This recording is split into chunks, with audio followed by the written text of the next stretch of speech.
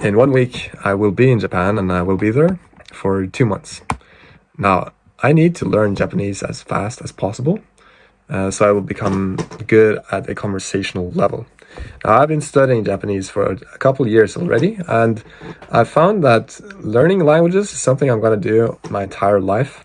So it's not really something that I have little time doing. So I'm testing a lot of methods out and just enjoying the learning, honestly. Now, the way of learning Japanese I've come up with and done lately is that on YouTube, there is this thing called comprehensible input. Everyone is talking about to learn a language, fuck the textbooks. You only have to care about actually immersing yourself with the language. Now, this is an approach I've been using for a good while, and I think I'm at a level now that I understand a lot of Japanese, but honestly speaking, it is really hard for me. So obviously, my understanding is not good enough to speak at a proficient level yet.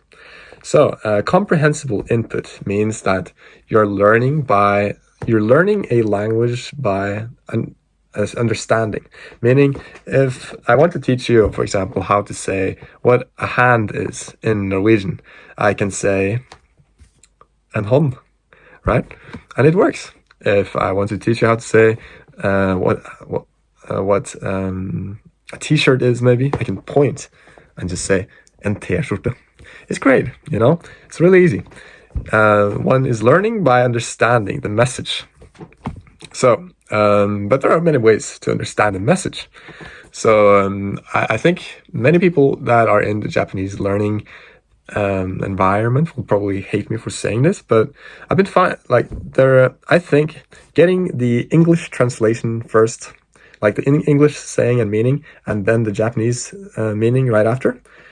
Honestly, I think that might work wonders.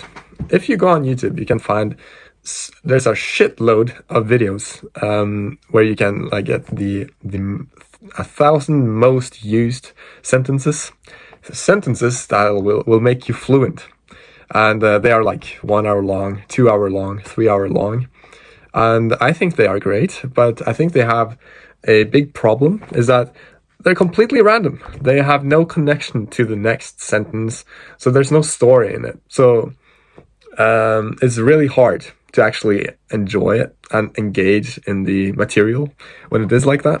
But if it's like a story, it will be much better. And also, if we ask ourselves, why do we want to learn Japanese? I think for most people want to actually be able to speak to Japanese people. Or maybe, I don't know, maybe people learn it to read books or only to read, watch anime. But for me, I certainly want to learn Japanese so I'm able to converse with people. So the method I've come up with, and honestly, AI these days is completely overpowered. It's crazy. Honestly, half a year ago, this was not possible, but now it is. And the method is, I've prompted AI to make, I heard if you know 10,000 words in a vocabulary, you're basically N1 fluent. You're really fluent in the language. I mean, Americans doesn't even speak one language. They speak 0.8 languages, which is crazy. So yeah, what the end goal is to learn 10,000 vocabularies or words, I mean. And the way I found of doing that is, if you are doing the sentence approach, like in the videos at YouTube, you can do like the English translation and then the Japanese translation. And what I've done is to reach the 10,000 vocabulary, like the words, I mean, what I'm doing is that in every sentence, I'm introducing 1.3 words. And I think together it's around 7,700 sentences. And I've prompted it so the words are being used at least 3 times in those, in that deck, you could say. And then at the end of the 7,700 the sentences, you will be finding yourself to be able, if you completely learn all of the words, you should be able to have a vocabulary of 10,000 words, which is really cool.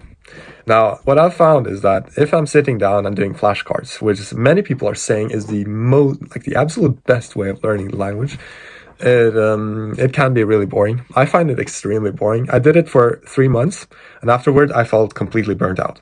So for me, I need the most efficient method for me is a method that I can use long term.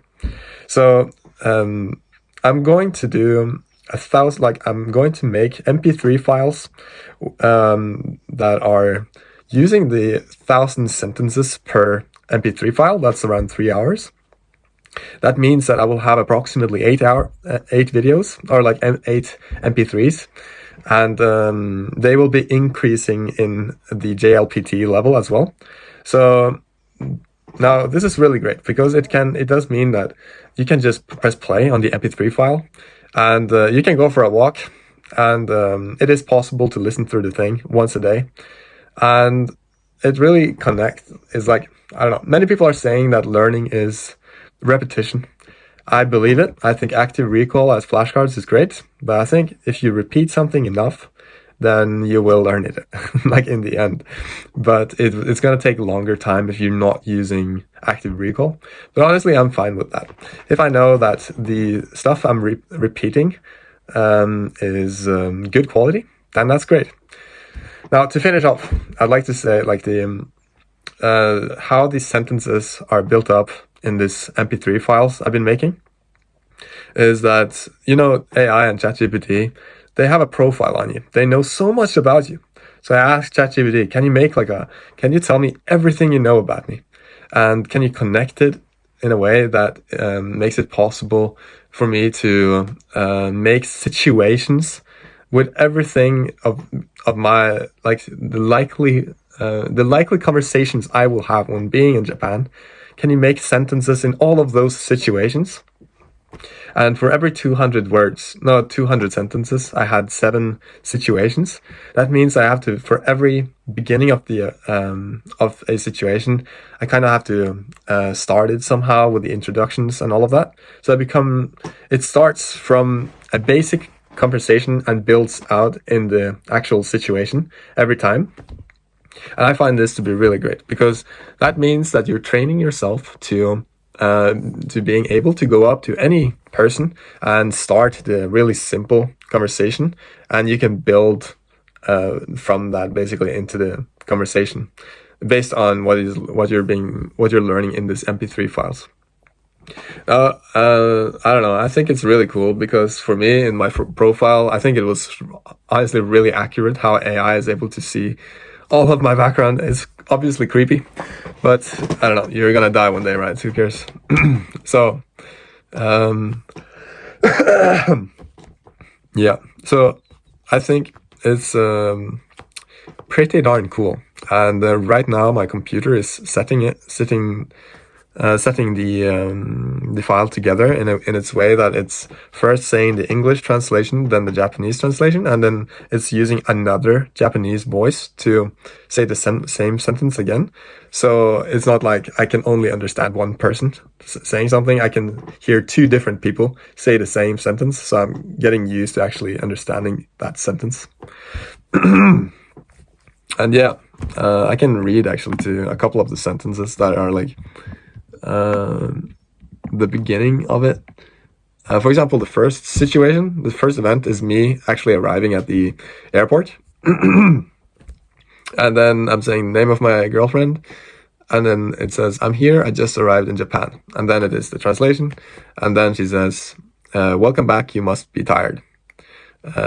So what I've been trying to do is so much, honestly, in the prompt that is so great. I feel like I asked ChatGPT, like, what is it that makes for a good conversationalist? Who are people that are great in a conversation? And it gave me percentages of like, this is how many questions that is usually in a conversation. This is how many answers to the questions. This is how many like facts and like things like that. And then you have like the topics of conversations. Obviously, it is being reflected in my background, but it also is when you're looking at a general conversation.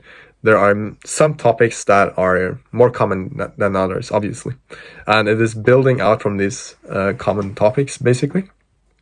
And honestly, when I look at these sentences, they make a lot of sense. I love this. I think this actually might work pretty good.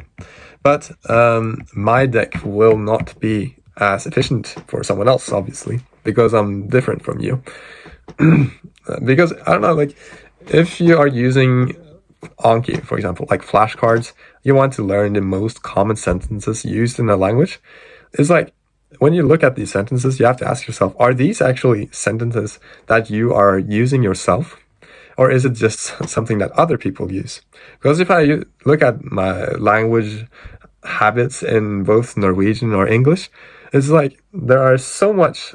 If I watch a video where they're doing this exact same thing, is like finding the most common sentences. There's so many of those sentences that I don't feel like it reflects me. It doesn't fit my kind of profile. So it's not really a good idea for me to learn them. I think it's probably a good idea to learn them, but for me to speak them later, it is better for me to focus on sentences that makes more sense for me. So what I also did is that I also included my personality type, man. So you can actually see when I'm looking at these sentences, I can see that they are, I don't know, it's just more likely that I am someone that would say these things. I'm a true believer in personality types also. I know many people are saying that MBTI is complete horse shit, but I don't know. I've taken the same test. I've taken that MBTI test for, I think, 4 times over like 2 or 3 years in between every time, and I always get the same personality type. So, yeah, I think it's pretty cool, and honestly, it's like there's a language channel on YouTube that is called Kendra's Language Learning, I think, and they're doing this exact thing, but they're only doing like the most common words, the most common sentences. But I think it's like they're not having situations they're going through. It's not like one conversation that are being gone through. They are just, it's like completely randomized. So there's no red line in their videos at all. It's just complete random. But when ChatGPT is doing it, and I've tried my best to prompt it to adopt native sentences instead of just making like the English sentence and then make the translation. So yeah, it should be pretty damn good. I'm gonna try it the next 7 days, see if it works well, and hell yeah, guys. I can probably add like a news or like a post on YouTube, I think, say how it went. I'm gonna forget that 100%. But yeah, thank you for watching, and have a great day.